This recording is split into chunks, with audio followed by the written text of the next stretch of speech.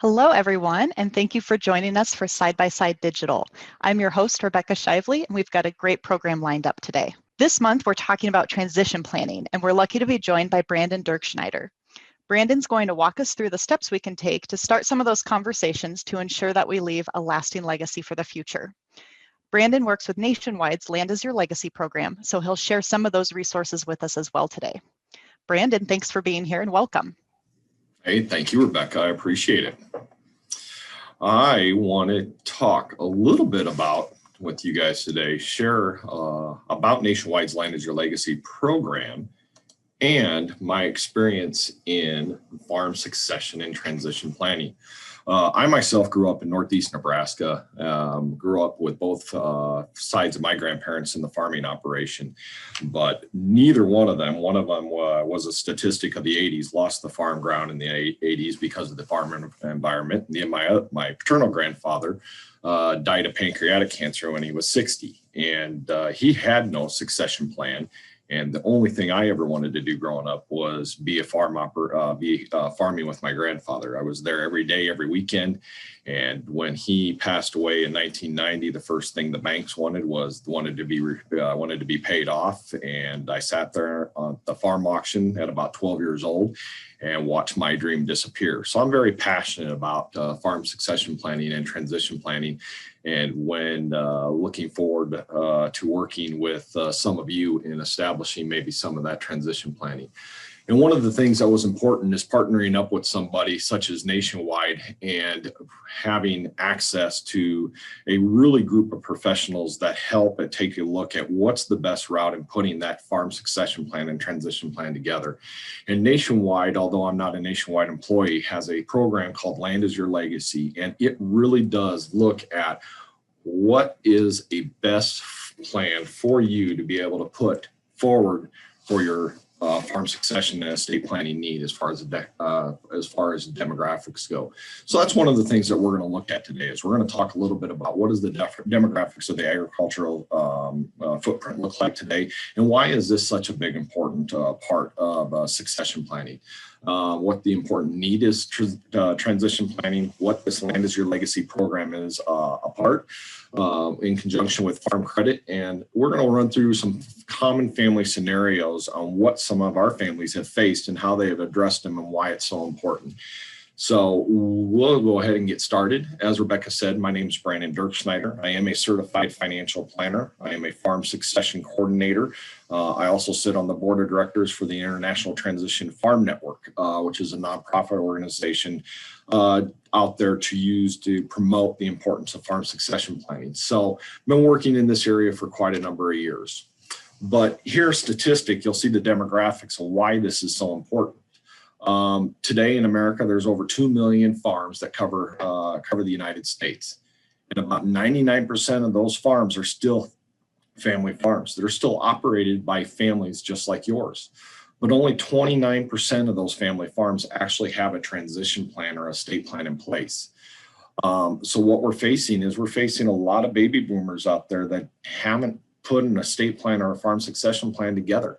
And when you look at 62% of the farm operators are over the age of 55 and what the average life expectancy is, we've seen a lot of statistics that state, there's going to be, 80%, and over the next 20 years, about 70 to 80% of the farm ground is going to change hands.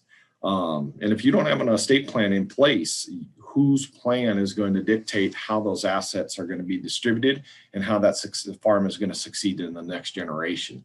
And that's a very important process to consider. Primarily is because we all know the old adage, the statistic is, it takes one generation maybe to build it up, second generation to maintain it, and the third generation doesn't get to. And it's not the reason that they spend through it. It's because they're usually buying out non-active family members or non-active participants within that operation. This may be a family business, but primarily in the farming community, it hits hard because out of that 30%, only a third of it will actually succeed to the next generation. So why is that? Well, it's because a lot of people just don't take the time of putting a farm succession plan in place. And even though people don't put a plan in place, every family has a transition plan put in place. Because if you die, depending on when the state that you reside in, when you pass away, those assets will be distributed based on the state's intestacy rules. So I'm located here in Nebraska, and the intestacy rules in the state of Nebraska would state that 50% of those assets are going to go to their surviving spouse, and the other 50% are going to go to all children equally, whether they're involved in the family farm operation or not. And a lot of times that can put the farm operation up for failure.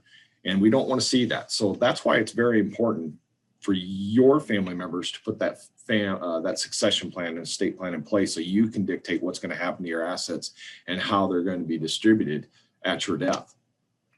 So what else? Why else is transition planning important? Why else should a lot of families be considering this?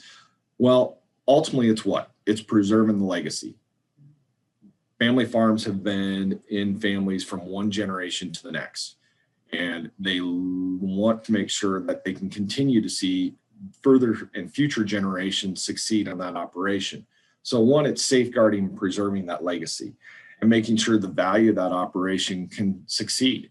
You don't want to have to go out and buy out your non-active siblings if you don't have to, but is there a way that we can structure it to where maybe everyone is still treated fairly? It's the number one thing that I hear with a lot of farm families is equal is not always fair and fair isn't always equal. And there's so much truth to that, but we as advisors can't determine what's fair. Usually it's the patriarch and matriarch that have to determine what is fair. And if you don't do that and everything is equal, that's where a lot of the consternation takes place. But how else do we safeguard the value of the operation? Well, we do it by settling up an orderly transition of ownership. And a lot of that is done with legal agreements. It may be operating agreements between an LLC. It may be buy-sell agreements. It may be as simple as some first right of refusal on certain farm ground.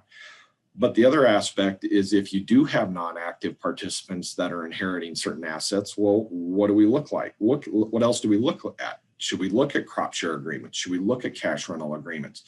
And what happens with the equipment? So we take a look at really how are we going to safeguard the value of the operation and setting up that orderly transition of ownership to make sure that we're setting up the farm for success.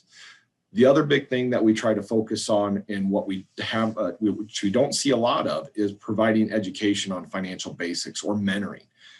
We have a lot of farm families where they've done the same thing over and over for so many years, but the failure is they're not mentoring the next generation on the why. Why did I make those choices?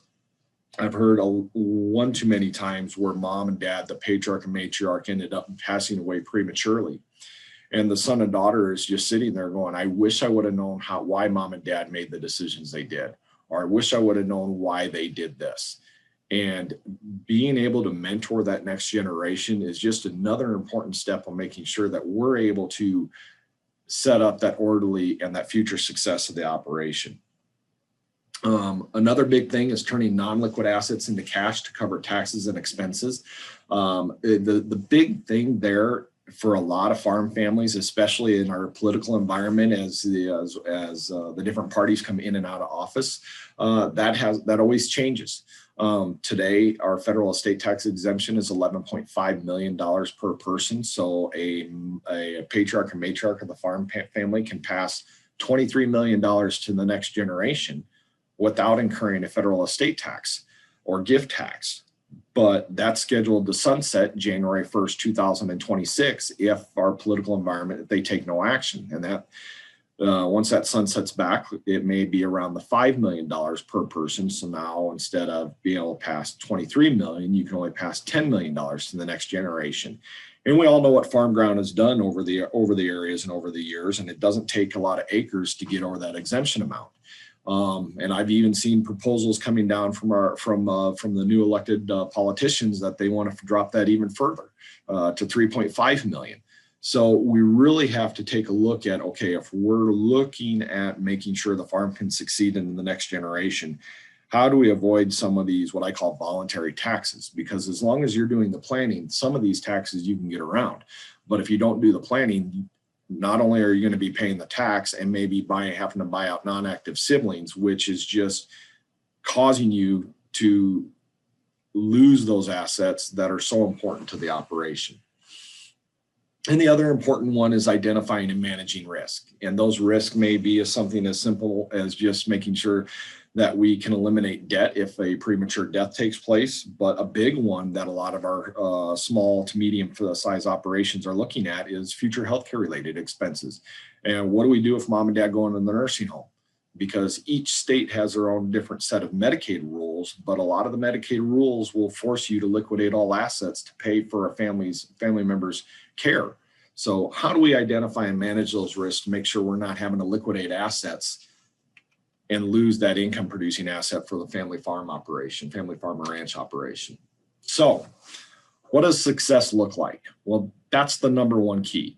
When you're looking at a succession planning, you guys have to establish what is your goals and objectives and what does success look like for your family? What's important? Who's involved? Who's not involved? What's the difference between fair and equal? And what's that look like? But really, when we're sitting down and when you're sitting down with your land as your legacy advisor, you're going to be sitting down and trying to figure out, okay, what is success? What would success look like for us? What is that for the patriarch, matriarch of the farm family? Is that the active or non-active next generation? What does success look like? And then it's going in forth and putting together, okay, a business plan. What does that business plan mean? Well, that may be minimizing Uncle Sam, trying to avoid any unnecessary taxes to keep cash flow in the operation. And what does that look like? Maybe that's creating different types of entities so you can get a different business structure when you're having, whether it's an LLC or an S Corp within the operation, or you're trying to maximize your federal subsidy payments. What does that business plan look like, and what do we need to do from that standpoint? Number three is that risk management. What are we going to take a look at if one of the active farm family members does have to go on a nursing home? Or what if one of them does die prematurely? I've seen a lot of family farm members who've gone out and they've purchased 80, 120, 180 acres. And, 2 years later, they've passed away. And they didn't have the death benefit there to offset the debt. And what does the banker want? So a lot of times the banker wants to get paid or make sure that the collateral is high enough there to make sure that that ground can be retained by the operation. So we look through those risk mitigation aspects and making sure that we're not letting the family to step into any pitfall that would cause the plan to not succeed. Number four, financial independence. This gets to be a really big, important topic, especially when we're looking at the patriarch and matriarch, because as the next generation's coming back, or another generation or another sibling's coming back to the operation, can the operation financially afford to support all family members? And what does the patriarch and matriarch need from a cash flow standpoint for their financial independence to allow the operation to succeed to that into the future? So we do a lot of cash flow analysis to do some retirement income projections to see, okay, what can the farm afford, and what does mom and dad need to generate their financial independence, but yet still making sure that the operation can meet all of its obligations as it's trying to move forward. And then the fifth step is estate planning. That estate planning process is, again, the written document that goes down and is distributing the assets to the family members. But another important part about that is also avoiding probate. You want to make sure that these assets can avoid the probate process, which is usually more expensive than putting an estate plan together. Whether you're using trust, whether you're using other tools of the trade to get the farm or farm assets, equipment, other assets down to the next generation. It's basically just written instructions so you and your family members aren't sitting there fighting about who's getting what and how am I going to get those assets the most efficiently way down to the next generation. So if we look at the plan together, there's really four important steps in this. And we'll go through each one of these one by one. Number one, it goes back to what are your goals and objectives? sitting down with the patriarch and matriarch of the farm family, the active and non-active members of the farm family, and going over, okay, what is necessary to make sure that we can put a plan together that's going to ensure the farm can go to the next generation in the most orderly fashion. And what do you guys deem as success? And then who's involved? Not only is your land as your legacy advisor, but we'll talk about other team members that should be involved in that process. But it's getting to know the farm operation, looking at your tax returns, your balance sheets, cash flow statements, and really what does the operation look like. Then step 2 is really putting together a plan. It's a plan development. It's working with our Land as Your Legacy nationwide team and their back office and their ag attorneys that they have on staff. It's working with your personal attorney and executing documents, your accountant who's doing the tax planning and tax reporting. But it's really designing a plan tailored to your specific goals and objectives, because this isn't a cookie cutter approach. There's not one plan that meets all, because every operation is so different from what we see. But it's really putting a team around you to help develop a plan that's going to help ensure that your objectives are being met. And then ultimately it's implementing the plan, having an attorney draft the documents, whether it's buy, sell, first right of refusal, the operating agreements, the cash rental agreements. It's asking the tax professionals, okay, if we needed to create an LLC, are we going to have voting shares or non-voting shares, and who's going to be listed as owners, and filing that tax return on an annual basis. And really the implementation plan is the most tenuous process, just because there's so many steps involved. But once you get past that implementation phase, then you get into just being able to review it on an annual basis. And I can't stress this enough. Most of our farm families, they're like, well, yes, I have an estate plan. Well, when's the last time you reviewed it? Well, it's been about 20 years ago. Well, it's probably out of date. The most important thing that we sit down with a lot of our ag clients is we want to review this plan every 3 to 5 years, because we all know family dynamics change. Children, maybe new children coming into the operation. Unfortunately, maybe there's some divorce, maybe there's some premature deaths. What does those family dynamics have to do with the overall success plan, and does that plan need to be changed or amended because people who were involved maybe aren't involved anymore? Or maybe the federal tax system or the economic policy based on the ag environment looks completely different, and we need to make changes there, which is what we're looking at, right now in 2021 with some of the economic policies we're looking at. So it's really important to sit down and do annual reviews, at least as a family, but then maybe it's every couple of years sitting down with your land as your legacy advisor, the attorney, and the CPA, and making sure the plan still makes sense. And I can't stress that enough. That's really an important process, part of this process. So when I talked about really surrounding yourself with a team to make sure that these goals and objectives can be set forth, one of the things that we take a look at is, who's all sitting at your table. If we as your land as your legacy advisor is really what I call the quarterback of your team, I keep the thumb in the back of every other professional and make sure the documents are getting done. I'll give you a perfect example. Is we had an attorney at the table drawing up the operating agreements, drawing up the buy-sell agreements. And when we were done with the implementation of the plan, I just simply asked the attorney, I said, hey, can you give me the signed documents so we can keep them in our file when questions come up down the road? And he sent me an email back about a day later, and he just said, hey, Brandon, you know what? We never got those documents signed. Well, you can have the documents, but they're not in effect if they're not signed. So it's a good way to provide checks and balances for your family members when you have a team surround you. And this is what your team may look like. It may be, your farm credit lender, your farm credit property and casualty agents. You may be a real estate agent involved if you're selling or acquiring a property. And then, of course, your accountant, your attorney, investment advisor, whoever else is really important to your team. But that team is who's going to build out this farm succession plan and make sure that it's implemented and implemented correctly. So let's run through some common family scenarios that we see on a day-to-day basis. And one of the most common one is, well, we have all the kids back, or we have multiple kids back, and they all want to come back and farm. Working with the ranch family right now, they own about 30,000 acres.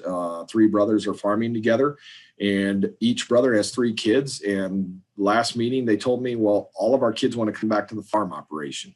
Well, my first question to them was, well, can the ranch financially afford to bring everybody back? Or does one of them need to go get a job off the ranch to bring in ancillary income or maybe benefits, which benefits is so important.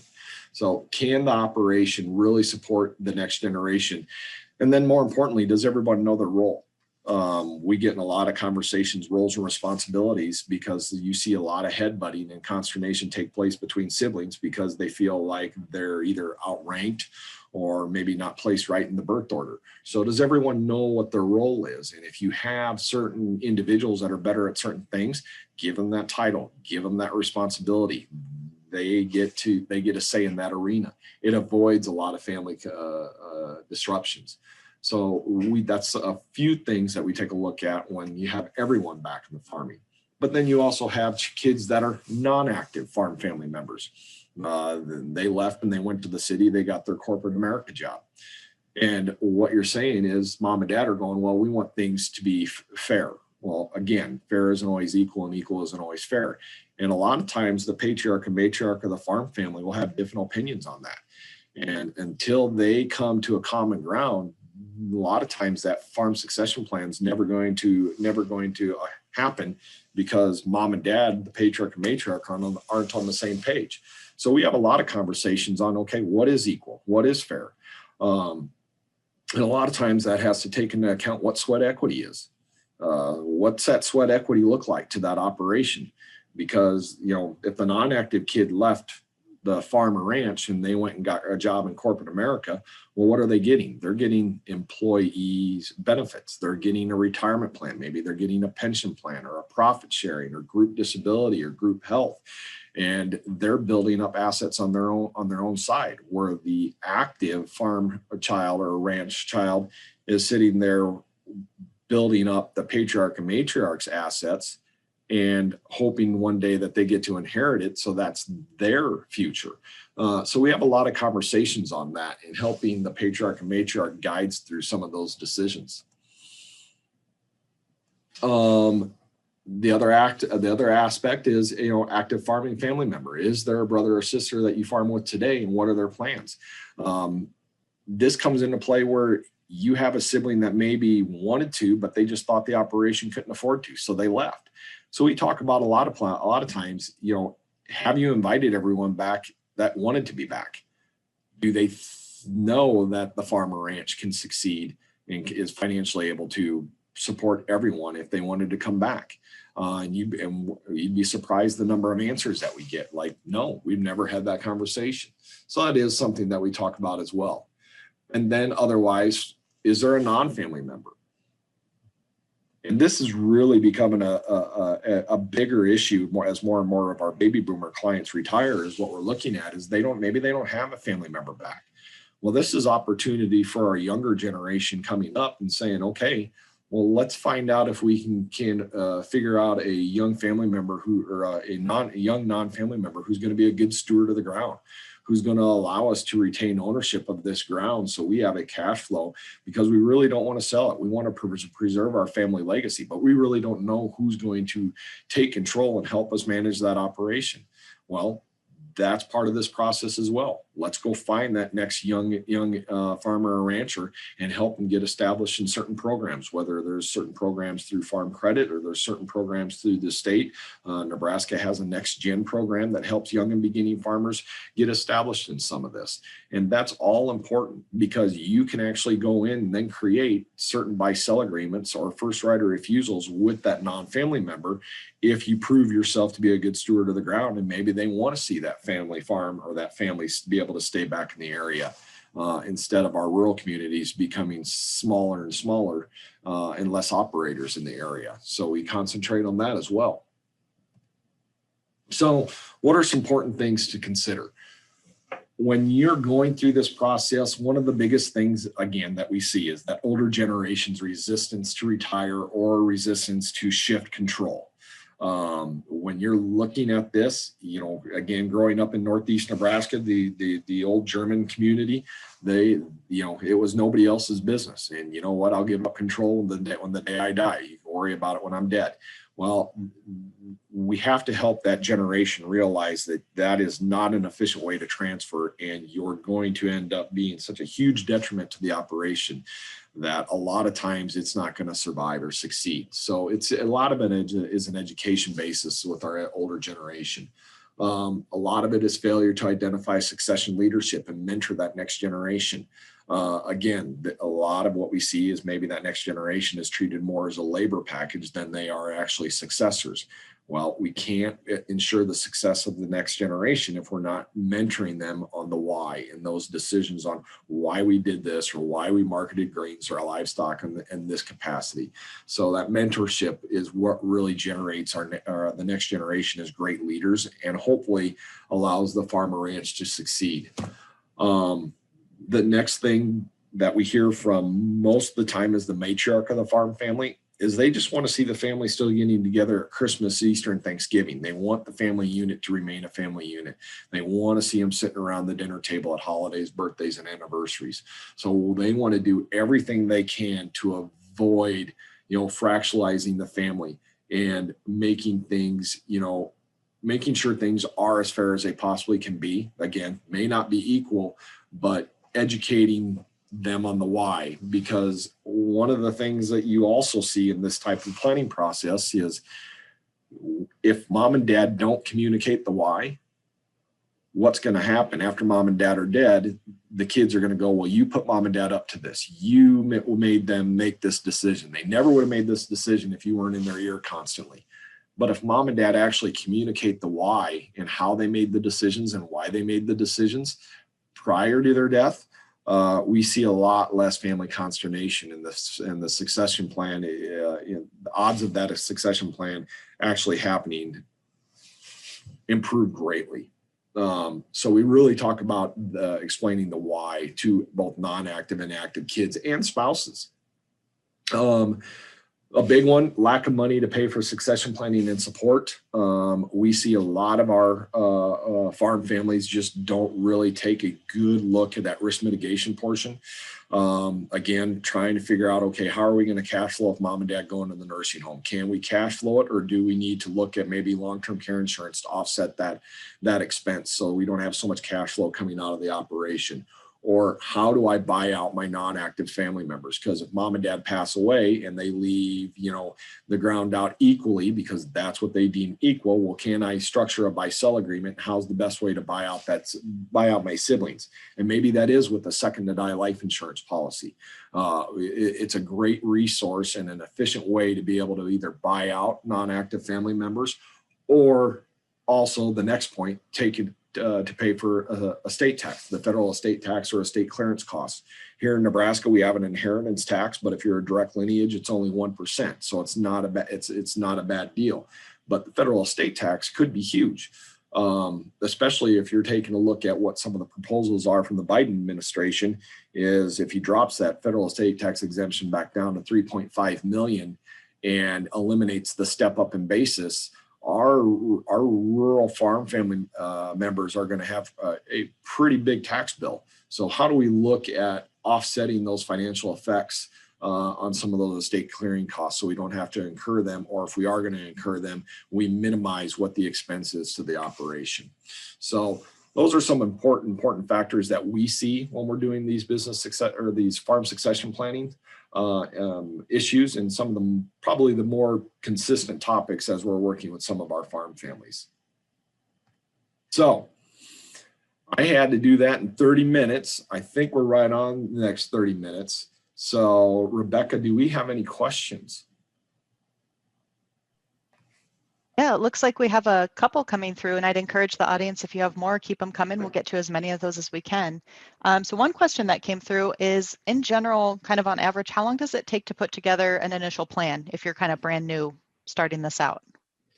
Great question. So a lot of times when we're working with clients, that plan process from beginning to end, you know, it usually can probably be done around the 6-month time frame, but it's really dependent on on the family. Knowing in that ag environment, if you get started right after harvest and you want to try to get done before planting season, that's great. But if you get started in the summertime and then you have to stop and wait for the harvest to take place or calving season to take place, it's going to take longer. So it's really dependent on the how quickly the family wants to act. But usually you're going to get this done in 3 to 6 months. Gotcha. Another question that we have, what are some of the biggest mistakes that you see families make? The biggest mistakes that I see families make is not executing documents. They're not executing their estate planning documents, their operating agreements, buy-sell agreements. They're not putting stuff in writing, because if it's not in writing, it doesn't matter. It doesn't matter what the family's wishes were. If it's not in writing or a legal document, it's anything's fair game. Here's another one. I recently took over the family farm and trying to figure out a way to buy equipment from my father, but my brother uses the same equipment. So do you have any advice on the best way to transition equipment that maybe multiple people are using? And then how do you handle something like paying for repairs? Great question. What we've done a lot is we've worked with the CPA and looking at the possibility of creating an equipment LLC and putting all the equipment in an LLC. And then what you do is you're paying enough, whether it's on a per acre basis or some other formula on what you're paying into that equipment LLC. And then the equipment LLC is responsible for the maintenance, repairs, the insurance, the upkeep of that equipment. And then you're talking about if you need to buy the patriarch and matriarch out of that equipment LLC, rather than going out and buying equipment, maybe you're buying shares over a period of time, which buying the shares out helps maybe solidify their financial independence needs.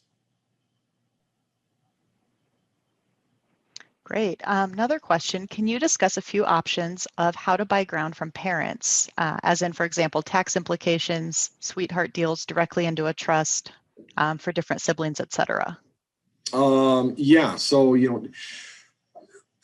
this is really going to be an important factor depending on what Biden does with his tax proposals, whether we lose step up in basis or don't lose step up in basis. Because right now, when you're taking a look at buying ground from your parents, okay, if your parents, based on tax law today, if your parents own the ground at the time of their death, everyone who inherits that ground gets a step up in basis. So if your non-active siblings sell the ground at that point in time, they don't have a tax bill, okay?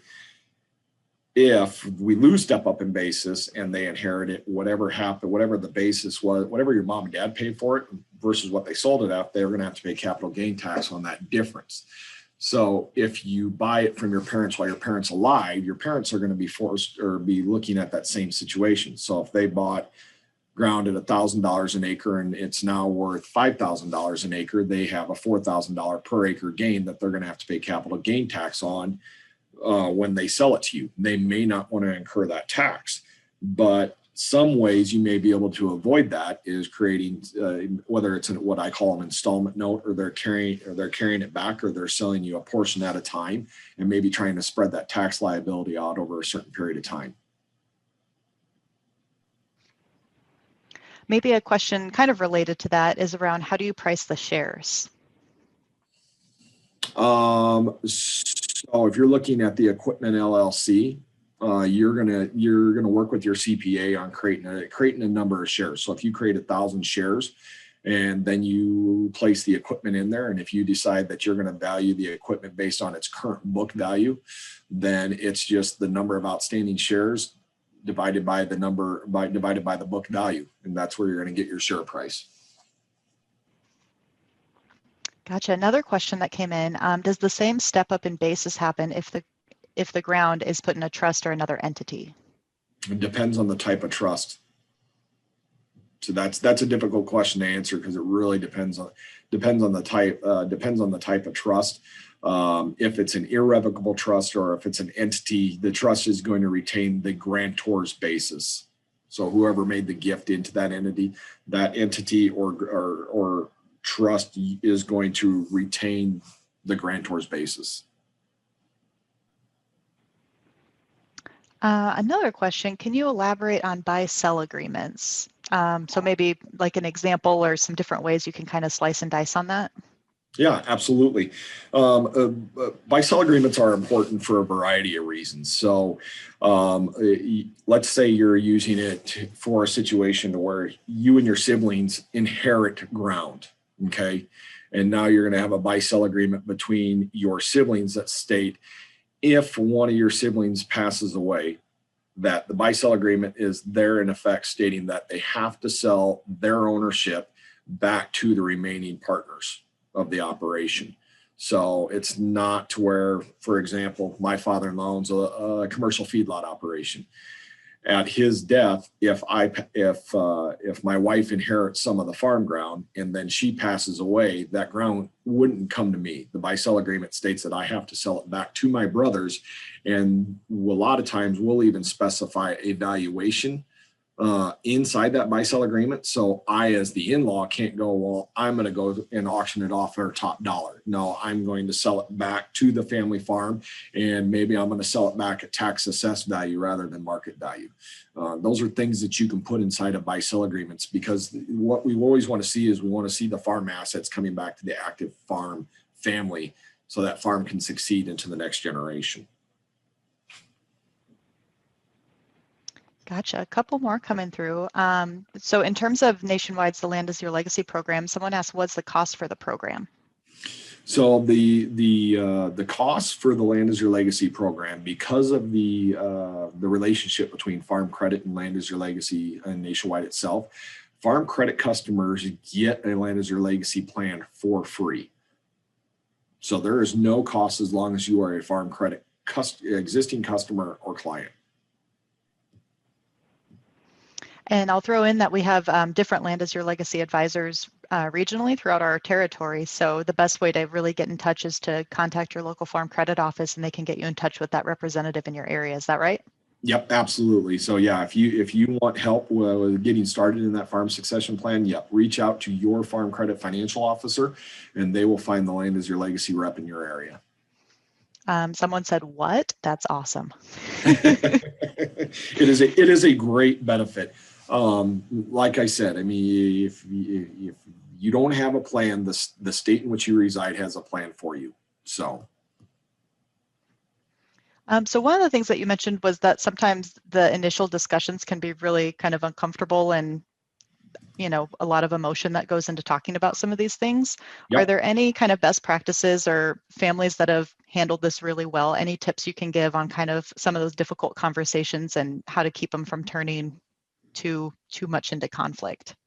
Absolutely. So, a lot of times what we've seen best work in my scenario is that first initial meeting usually happens with just the patriarch and matriarch, and really understanding what their fears are, what their goals are, what their objectives are, and what they're trying to accomplish.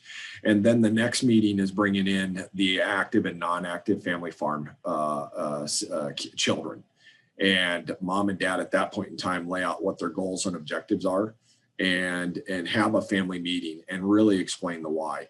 And by that time, it's usually really good because mom and dad are now on the same page and are united in what they want to see happen. And they don't, at that point in time, the kids can't leverage their relationship. Maybe they have a better relationship with mom or better relationship with dad because we've got mom and dad on the same page. And then we're just communicating the why. And at that point in time, if we have a sibling that's usually causing some issues or consternation in the planning, then we sit down with maybe them on a one-on-one basis, and we try to figure out what their issue is. Why are they upset with the situation? And a lot of times, once you run through and give them a little bit of an idea of what the sweat equity is worth, then maybe it's not such a bad deal after all. It opens their eyes when they look at it through a different lens. So it's just being proactive more than anything on those family meetings. That's a great advice. I know we have a lot of kind of younger producers on the call. So you mentioned kind of the patriarch and matriarch really kind of being the ones to start it. Do you ever see kind of the younger generation taking the lead and maybe pushing mom and dad into, hey, we should really have a meeting about talking about this and getting started? All the time, all the time. In fact, I just had two brothers who know mom and dad haven't done anything, and they have a 3,000 acre row crop operation up in Northwest Iowa. And they're like, Brandon, we need your help because we can't get dad off dead center. I went up, and dad agreed to meet with me for 20 minutes and to just walk through the what ifs if he did nothing and what would really happen to his farm operation. And once you put pencil to paper and they see what it's going to cost them and how detrimental it's going to be to the family farm operation, you usually get a change of heart pretty quickly. But they just have to be willing to meet with someone. Their land is your legacy advisor in that area, and they just get 15, 20 minutes, buy them a cup of coffee, and really educate them. Great. I think I see one more question. On your one slide, you mentioned the different people who are on your team, kind of the circle with the other people. If you have any gaps in your team, what's kind of the best way of either getting referrals, or will your advisor help you pick out people? Or if you have holes on your team, what's the best way to kind of fill that out and make sure you got the right people in place? Ask your land is your legacy advisor. Ask your farm credit financial officer. They're all going to know, people in their area that should have a understanding of the agricultural market, an expert in their arena, and just being proactive.